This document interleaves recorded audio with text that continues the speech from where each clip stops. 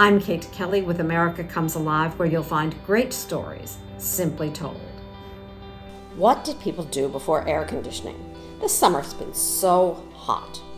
If families could afford it, they traveled to the seashore or the mountains for the summer, or at the very least, they spent summer evenings on their porches, hoping for a cool breeze. Scientists around the world were looking for ways to cool the air. When President James Garfield was injured by a gunman in 1881, he was taken to the executive mansion where naval engineers tried to make a patient's room cooler using sheets dipped in ice water. Garfield may have been more comfortable during his last days, but it didn't save him. The actual process of cooling air came about because of industrial needs. One industry, the printing industry, wrestled with the fact that humidity often slowed machinery. With color printing, each color had to be printed separately, and the page had to dry before the next color was added. Heat slowed the whole process. Buffalo Forge Company in Brooklyn had as a client a lithograph company that printed a weekly color magazine known as Judge.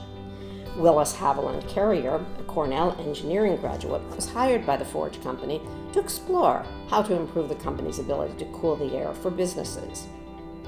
As Carrier studied the problem, he decided the solution was to develop a system that forced the air across pipes filled with cool well water.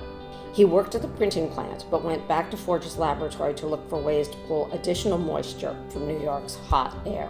In 1902, Carrier rigged up a temporary system that used an ammonia compressor to chill and rechill the water. In 1903, he and fellow engineer Irvine Lyle created a larger version of the machine. In 1906, Carrier received a patent for his apparatus for treating air. Then world events changed Carrier's future. With World War I looming, companies streamlined their operation to make things for war. Buffalo Forge laid off the young engineers who worked with Carrier. But the young men were prepared. In 1915, they pooled their savings and formed the Carrier Engineering Company, basing it in Newark, New Jersey. After the war, air conditioning companies boomed, but the systems were still too big and too costly for use in homes. This made the cooled rooms newsworthy. On Sunday, July 6, 1930, the St. Louis Post-Dispatch featured a photo and a short article noting that the Hotel Mark Twain dining room remained at 70 degrees even on the hottest of days. Carrier also provided editorial copy to explain the businesses.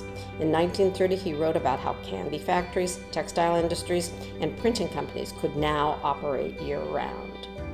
Soon, efficiency experts were touting the fact that the air conditioning saved companies money. Employees made fewer errors when they felt comfortable, and air-conditioned stores sold more goods because people stayed longer. Cooled theaters made customers want to come back. After World War II, the industry began to make smaller air conditioners that were expensive but could be used in the home. By 1953, companies were selling 1 million window units a year.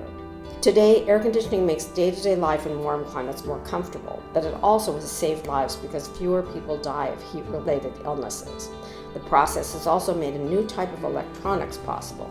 Manufacturers can now set up computers and electronics that need clean rooms. As for Willis Carrier, his company Carrier Worldwide is still a major player in the industrial and residential cooling and refrigeration field.